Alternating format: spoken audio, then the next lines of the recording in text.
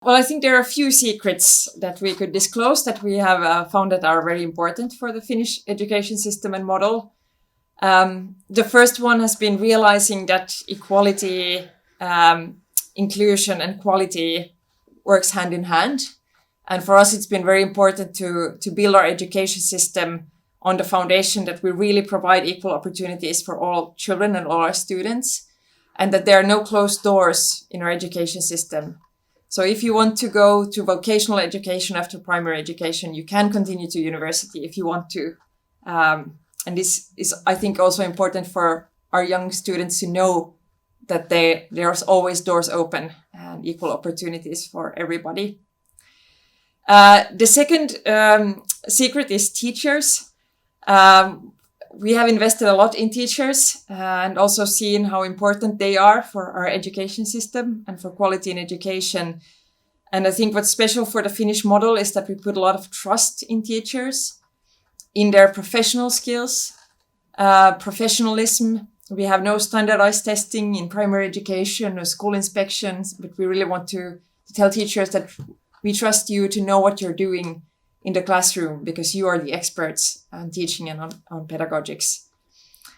And a third secret would be collaboration, working together with a lot of stakeholders when we do education policy on a national level, teachers' unions, universities, so that we are also sure that what we do is based on research.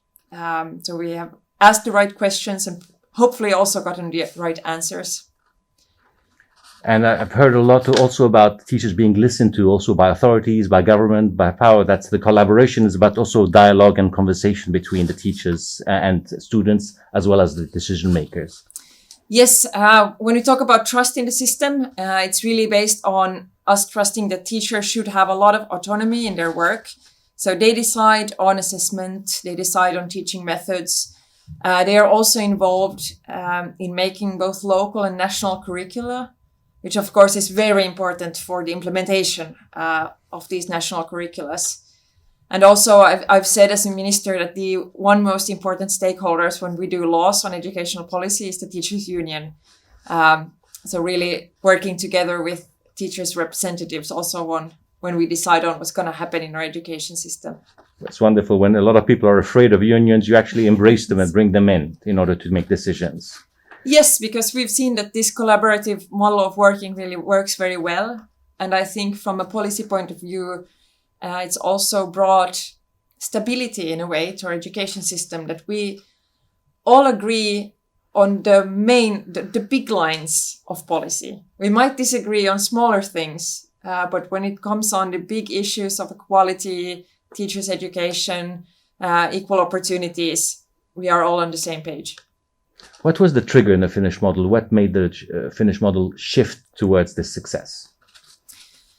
Well, I would say that if you look at Finland from a historical perspective, I would say that the important thing was that Finnish policymakers, decision makers understood the role and the power of education, and that they were brave enough to make some very bold decisions when it comes to education policy. 100 years ago, or a little more than 100 years ago, Finland was not the country it is today, but it was quite a poor and rural society that just got its independence after being under Russian rule and Swedish rule for centuries before that. And there was even a civil war within the country just a year after the independence. So from these circumstances in 100 years, we have gone to being a welfare society with a knowledge-based economy, many times been called the happiest nation in the world. And I think the one most important decision that was made was that decision makers decided to build an education system that was common for everybody, based on this idea of equal opportunities, a public education system, one system for all, free of charge. And I think that one decision has had the most impact on equality in Finnish society and really kind of shows the transformative power of education.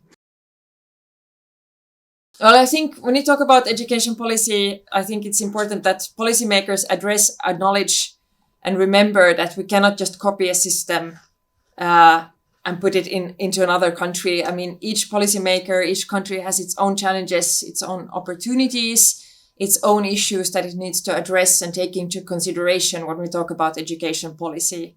So no, it's just, we can't just copy a model from one place to another. But at the same time, I think identifying certain key factors, the role of teachers or the role of trust, equal opportunities, these certain type of key factors that then each country's policymakers can think about, how can we work around these in my country? What does this mean? What could trust mean in my education policy system? Or how can we raise the education level of teachers here? So I think identifying these core elements is important.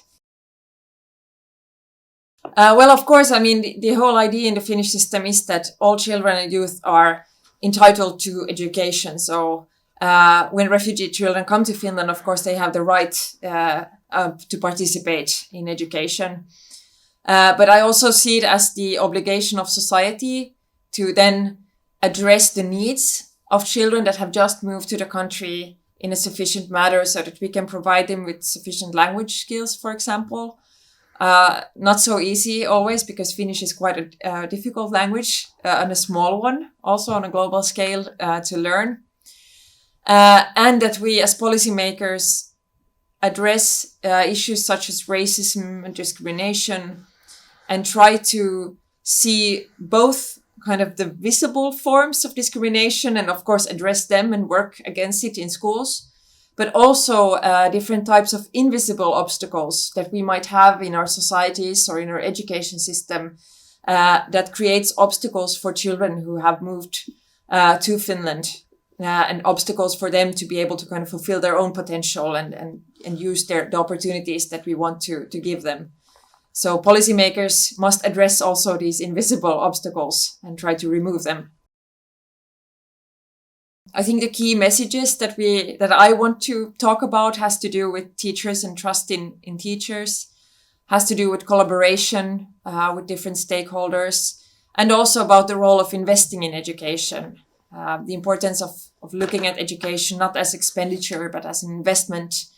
And I think it's really important getting heads of state to talk about education also from this perspective, because it gives it even more weight in a way. And COVID has taught us some things about teachers, hasn't it? Yes, I think COVID has been a very good reminder for all of society that teaching and education and learning is not just about a certain amount of facts being transferred from a teacher to a child and then transferred onwards on a paper for a test. But really that learning and teaching education has so much to do with us developing skills, growing as human beings, developing skills that has to do with thinking and critical thinking and analyzing, especially in this very complex world that we live in nowadays. Developing socio-emotional skills, working together with other people.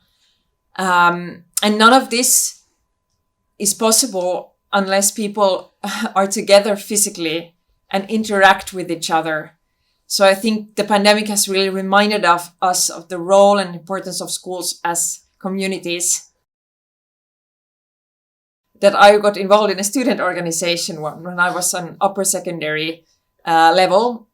And we were very passionate about issues such as school democracy. We are thinking a lot about kind of the role of students and pupils. Like, the teachers are there, the policymakers are there, but what's our role and how can our voice be heard?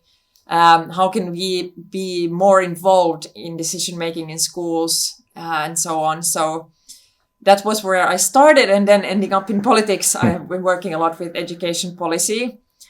So I think this also, I try to take this with me, my own history, in reminding myself of the importance that we engage with youth and that they participate as equals. at as many places as possible, because all of the big global challenges that we face now, climate crisis, biodiversity crisis, they will affect the youth so much more and for such a longer time than for us.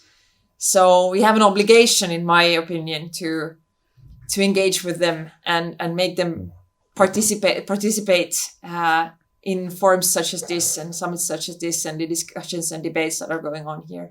Today was the first day, was the Youth Day. Were you inspired by the young people around you? Absolutely. Yes. And I think it's very important that their voice is heard and that they have a strong presence here. Thank you very much, Minister. Thank you.